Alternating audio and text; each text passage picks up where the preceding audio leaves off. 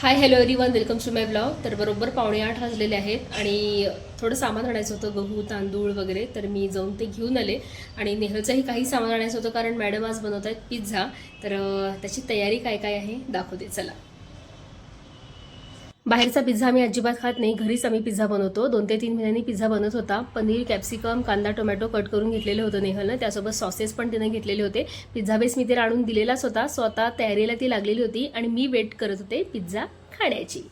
तर अशी छान तयारी केलेली आहे आणि मला तिने सांगितलं की शूट झालेलं आहे तुझं, त्यामुळे आता तुला किचनमध्ये एंट्री नाही, आता डायरेक्ट पिझ्झा तयार झाला की मी तुला तो देणार आहे. So you have to enjoy.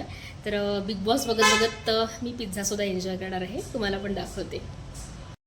Big बॉसचा हा जो सीझन आहे आत्ताचा, BB6 मराठी, तर आत्तापर्यंतचा सगळ्यात वर्स्ट सीझन आहे हा. कारण यामधले जे काही थोडे कंटेस्टंट आहेत, खास करून यंग जनरेशन आपण उल्लेख करू शकतो.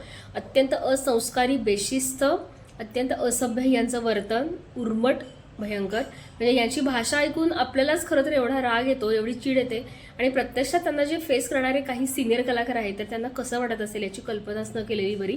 म्हणजे हे काही कंटेस्टंट आहेत, यांच्यावरती खरंच यांच्या घरातल्यांनी संस्कार केलेत की नाहीत असा प्रश्न पडतो. सो आजचा जो सीझन आहे तर त्याचा प्रोमो बघितला आहे, त्यामुळे खूप इंटरेस्ट वाटतो आहे बघण्यासाठी. बिग बॉस मी डेली बघतेच. समजा जर काही इव्हेंटमुळे नाही बघायला जमलं तर मी एपिसोड डाउनलोड करते आणि बघते. म्हणजे सध्या तरी मला तन्वी आवडते, कारण तन्वीचा खेळ जो आहे तर तो स्ट्रेट फॉरवर्ड वाटतो. थोडीशी चिडकी रडकी आहे, पण खऱ्यानं वागणारी सुद्धा काही वेळेला वाटते. सो ती आवडते. आणि तुमचा सुद्धा फेवरेट कंटेस्टंट कोण आहे हे मला कमेंटमध्ये नक्की सांगा.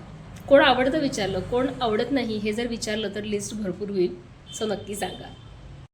मस्त असा टेम्पटिंग पिझ्झा जो होता तो आम्ही खाल्ला आणि मस्तपैकी एन्जॉय सुद्धा केला. चला तर मंडळी, या स्टोरीवरती याचा छोटासा व्लॉग इथं संपवते. आवडला तर नक्की लाईक करा. भेटूया नेक्स्ट व्लॉगमध्ये. तोपर्यंत काळजी घ्या. Bye bye.